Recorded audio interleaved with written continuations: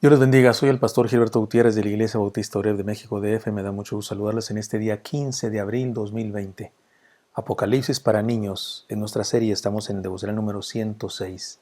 El juicio de su presencia. Apocalipsis 14, 14 al 20. Ya hemos dicho que Dios es un Dios de amor, es un Dios de misericordia, es tardo para la ira y grande en misericordia. Sin embargo, la Biblia también nos enseña que es un Dios de juicio. Y hace justicia porque es un juez justo. Digamos que a Él no se le puede sobornar, no se le puede engañar. Él hará justicia. Esto era un buen mensaje para el pueblo de Dios perseguido del primer siglo, porque eran presa de injusticias. Lo hemos dicho ya varias veces, pero es lo que debemos poner sobre la mesa para entender lo siguiente que nos corresponde ahora en este estudio. El Apocalipsis nos presenta la realidad eterna de un Dios juez justo. Y el texto que estudiamos hoy nos enseña las implicaciones de este atributo divino. Leamos una vez más el texto. De hecho, es la última vez que encontramos enseñanzas o sacamos enseñanzas y las reflexionamos de este pasaje en particular. Pasaremos después de este devocional al siguiente texto. Dice así: Miré, y aquí una nube blanca, y sobre la nube uno sentado semejante al Hijo del Hombre, que tenía en la cabeza una corona de oro, y en la mano una hoz aguda. Y del templo salió otro ángel, clamando a gran voz al que estaba sentado sobre la nube: Mete tu hoz y ciega, porque la hora de cegar ha llegado, pues la mies de la tierra está madura. Y el que estaba sentado sobre la nube metió su hoz en la tierra, y la tierra fue cegada. Salió otro ángel del templo, que está en el cielo, teniendo también una hoz aguda, y salió del altar otro ángel que tenía poder sobre el fuego, y llamó a gran voz al que tenía la hoz aguda, diciendo: Mete tu hoz aguda y vendimia los racimos de la tierra, porque sus uvas están maduras. Y el ángel arrojó su hoz en la tierra y vendimió la viña de la tierra y echó las uvas en el gran lagar de la ira de Dios. Y fue pisado el lagar fuera de la ciudad, y del lagar salió sangre hasta los frenos de los caballos por 1600 estadios.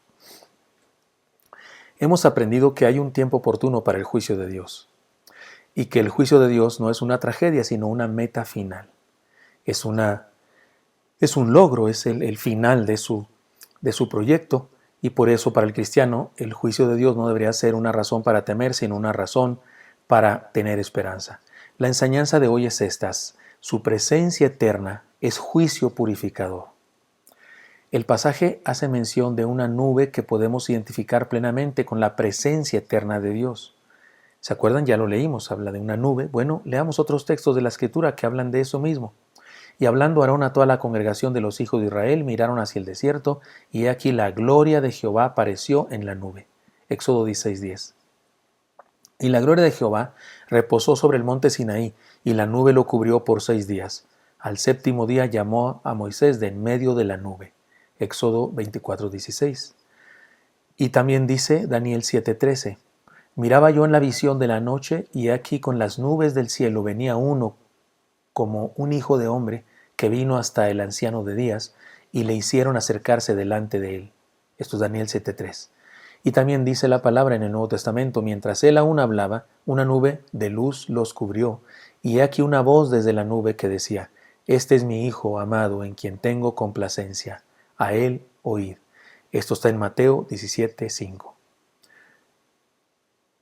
Sobre ella estaba sentado el Señor de esta nube, con una corona real, dice Apocalipsis, no diadema de conquistador, sino corona de vencedor. Esto nos aclara una cosa: no siempre tenemos que esperar hasta el fin del mundo para que el juez intervenga. El juez está presente eternamente en nuestra vida. Por otro lado, las figuras que se usan para representar el juicio son la cosecha del trigo y la vendimia de la uva. En ambos casos se utiliza la hoz aguda. En ambos casos, el trabajo consiste en purificar, apartar lo bueno de lo malo. El trigo se limpia utilizando el viento. Las uvas se pisotean en un lagar, tina o tinas de piedra con canales por donde corre el jugo para ser recolectado, para extraerle lo mejor y dejar aparte la cáscara o el bagazo. De este modo podemos decir que los juicios de Dios nos purifican. La Iglesia de Cristo nunca es tan santa como cuando es perseguida y atribulada. Las pruebas purifican y engrandece a quien las padece. Así que la cosa es clara: Dios es el juez eterno, es decir, siempre es juez. No solo será juez en el final de los tiempos. No es que un día será juez, no, Él es juez todo el tiempo, siempre es juez. Y lo vemos manifestándose en esta nube que describe Apocalipsis, pero lo vemos en el Antiguo Testamento, en la historia del pueblo de Dios manifestándose de esa manera, y por cierto, en ocasiones haciendo juicio contra su pueblo. Recuerdan la rebelión de Coré, recuerdan la lepra en la hermana de Moisés, recordamos, es decir, aquellos a los que les quemó el fuego, aquellos que los tragó la tierra, es decir, Dios hace juicio, no solo en el final de los tiempos, porque Él es juez justo, siempre, permanentemente. Algunos buscan con afán el lugar exacto donde suponen que habrá de ocurrir alguna matanza para que se cumpla lo que dice el verso 9, ¿se acuerdan? El verso 20. Dice, y fue pisado el lagar fuera de la ciudad, y del lagar salió sangre hasta los frenos de los caballos por 1600 estadios. 1600 estadios son aproximadamente 280 kilómetros, la distancia de la frontera norte del sur de Palestina. También se habla de la altura del río de sangre, aproximadamente 1,75 m, casi mi estatura. Yo mido 1,80 m, casi mi estatura de sangre. Imagínense, me llegaría hasta aquí la sangre, ¿no? Esa que se describe. Algunas personas andan buscando el lugar, ¿dónde ir a hacer eso? ¿Dónde debe haber una oquedad de unos 380 kilómetros, 280 kilómetros, con más o menos más de 2 metros de estatura para que se llene de sangre? Y andan buscando dónde va a ser esa matanza, pero desde mi punto de vista, nos habla de un juicio severo, punto. Un juicio severo, un juicio integral a la humanidad. En vez de buscar un espacio para tanta sangre, busquemos la justificación de nuestra vida para ser perdonados y para no participar de eso, porque en realidad de lo que habla es del juicio de Dios, de un juicio divino, el juicio que Dios llevará sobre la humanidad y separará las ovejas de los cabritos, es decir, el trigo de la cizaña, es decir, el jugo de uva del bagazo, de las uvas. Habrá juicio y habrá separación y un día no habrá más que hacer. El día de hoy hay gente que critica a los cristianos y que no sabe nada, y dónde está su Dios en medio de la contingencia, si Dios es un Dios bueno porque permite el coronavirus. Dice la gente, nos critica y quieren respuesta como si Dios estuviera obligado a contestarles. Pero un día se sabrá quién tiene la razón. Un día habrá separación de los que estaban equivocados y de los que tienen la razón. En esto debemos gozarnos. En la vida hay trigo, pero también hay cizaña, hay fruto de la vid, pero también hay cáscara. Pero el Señor ahí está sobre su nube vigilando nuestro andar. El juicio de Dios es un hecho real, es decir, su ira no es solo una doctrina, es verdad esta verdad debe movernos a una clase de vida cristiana de obediencia, una vida más auténtica y consagrada, una vida de sometimiento voluntario y feliz a su voluntad preciosa. No podemos hacer el mal y esperar el bien, y no debemos desesperarnos por los que hacen mal, porque Dios es juez y un día dará su retribución. Acerquémonos a Él y experimentemos la justificación que nos derrama su gracia. Apropiémonos de su gracia. Y déjenme les leo un himno a la justicia de Dios, un himno al juicio de Dios y la justicia de Dios por su gracia en los que creemos. Le leo, es un himno hermoso que me parece perfecto para terminar esta lección.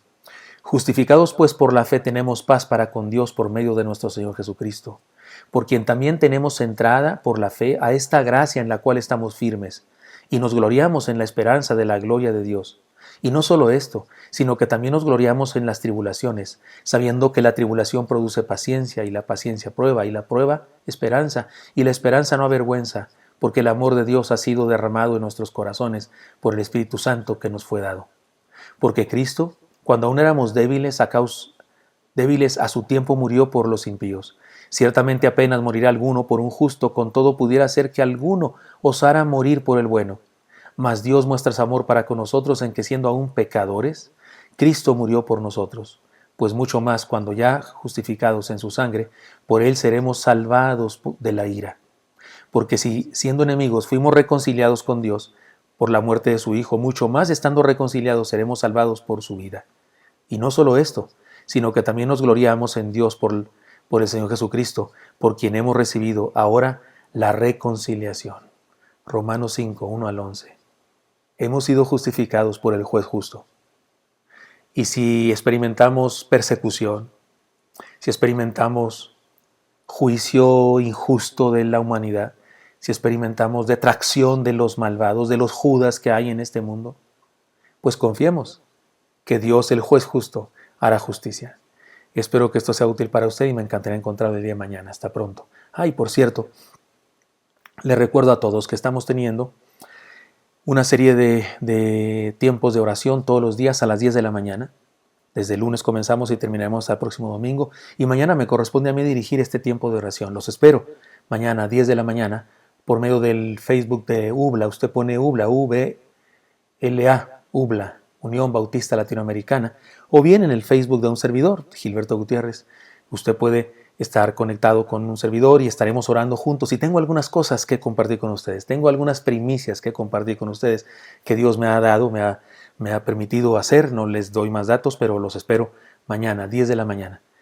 Nos vemos. Dios les bendiga. Hasta pronto.